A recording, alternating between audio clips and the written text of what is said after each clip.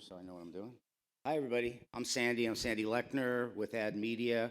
We are thrilled and proud to be the premier sponsor of most of these events. For those of you who haven't been here before, I'll just echo what John said.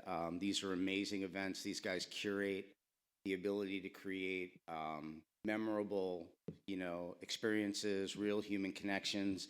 And I would just tell everybody to take advantage of those opportunities because it's really great. You'll leave here feeling very happy that you came. So normally we start these things off where, some of my colleagues do dad jokes and some of them do quotes and some of them do little anecdotes. And last time I was up here, I guess, was in November, and it was for QSR. And it just so happened it was the International Day of Tolerance. So I told everybody, just be a little more tolerant of me, be a little more tolerant of each other, love each other a little bit more. So just like to extend that today. As you all know, it's President's Day, but a couple of other interesting facts about today is it's also the day that iconic photo from 1945 from planting the flag at Iwo Jima, that was today. It's Lash Day. It's International Tug of War Day. And most importantly, for those of us that are of a certain age, the band Yes released the Yes album in 1971, which for those of you that are rock and roll fans is really important. So having said all that, we're thrilled to be here, and I'm just going to take a few minutes to talk a little bit about what's going on in healthcare to the extent of my ability to do that. Obviously, it's not the same as everybody here, but much like what Media Post coined this as the consumerization, if that's a word, of healthcare, we're going to talk a little bit about the retailization, if it's a word, of healthcare. We all know that the way healthcare is being consumed has changed. It's changed because of technology.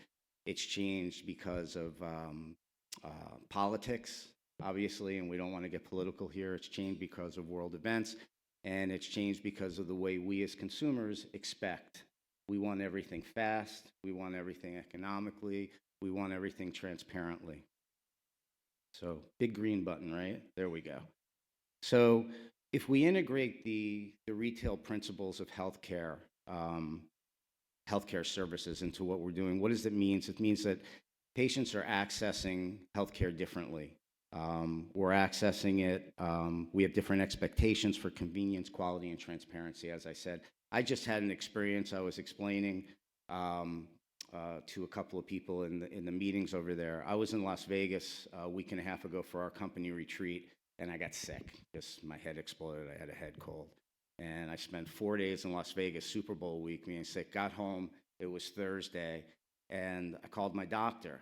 I use a doctor at Cleveland Clinic. They've got a little office by us, and they have big facilities in South Florida. And my expectation is that they say, come on in and we'll fit you in. Well, they don't do that anymore. And it kind of pissed me off.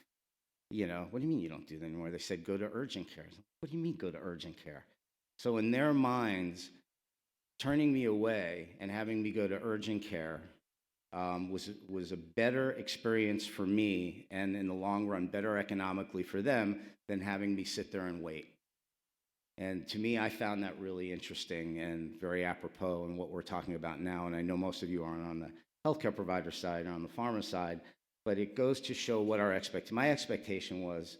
I'm going to take care of you. I'm going to take care of you now. And it's just, that's what we expect. So this is just a long quote that don't necessarily want to go through the whole thing, but it talks about our hybrid of real estate experience over the last 20 years. And for the most part, what we want to focus on is shopping across all the platforms and what that means to all of you and to your end consumers. Giving customers a choice, and most importantly, like what I just talked about, valuing my time. So if we talk about what caused this, there are a lot of reasons. Consumer convenience, which is what I just touched on. My expectations, you're going to take care of me now and not going to make me wait and going to make me better. Give me a pill, make it go away, right? We talked about technology and the ability to serve your consumers over all these multi-channel platforms. Preventative wellness is a big deal. A lot of our companies are offering different incentives to keep yourself healthy and to not get sick, obviously, which is a big issue with insurances the cost later in life and so on. There are tons of economic pressures, both on the consumer side, on the healthcare provider side. The invoice is being paid by a third party, either by the government or insurance, so we all know what those are. As we talk about market disruption, expansion of retail media networks, we all know what's going on there. And then patient-centric approach, I think, is very important.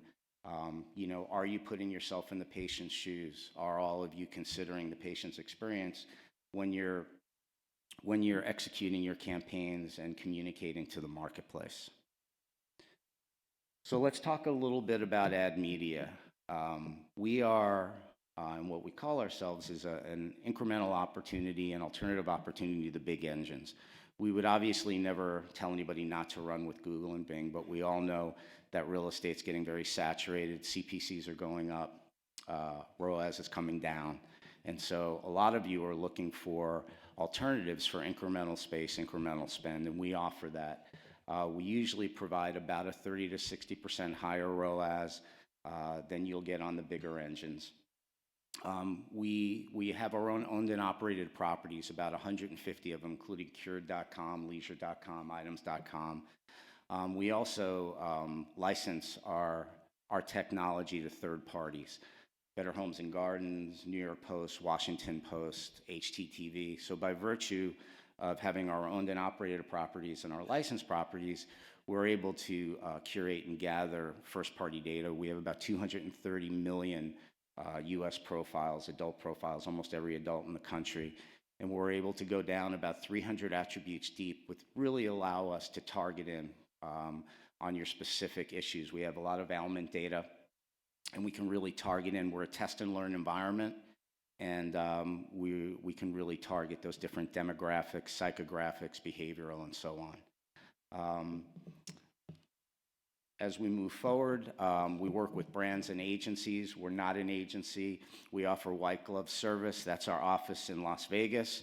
If you do business with us and it gets to a certain level, we do QBRs and we'll fly you guys out there and have a good experience and a fun time. Much like Media Post, AdMedia really believes in creating these memorable experiences for our clients, and we do a lot of that.